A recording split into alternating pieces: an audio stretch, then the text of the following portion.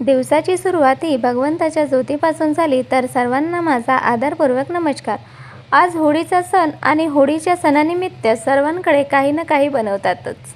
तसेच आमच्याकडे सुद्धा आम्ही बनवलं. त्यामध्ये ताईने व परीने मला भरपूर कामामध्ये मदत केली. परीने असे गोळे बनवले आणि ताईने छान अशा सुवाऱ्या लाटून दिल्या. मग काय यांचा कॉल आला. यांनी म्हटलं की तू ज्योत लावून टाक, मला यायला उशीर होईल. मग काय मी माझे सगळे कामं साईडला ठेवून सर्वप्रथम भगवंतासमोर ज्योत लावली आणि सर्वांनी मिळून आम्ही प्रार्थना केली.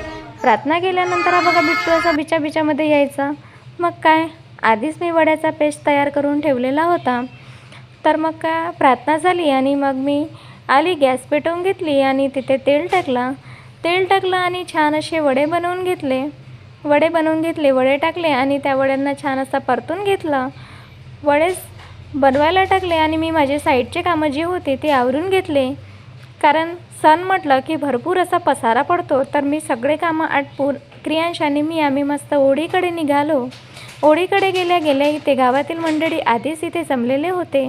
सर्वांनी आपापल्या घरून नैवेद्य आणलं होता. आम्हाला तर आणायला जमत नाही कारण आम्ही परमात्मावाले आहोत. तर मी आणि क्रियांश मस्त होळीच्या मज्जा घेण्यासाठी आलो. तर कशी वाटली मंडळी तुम्हाला आमच्या गावची होळी?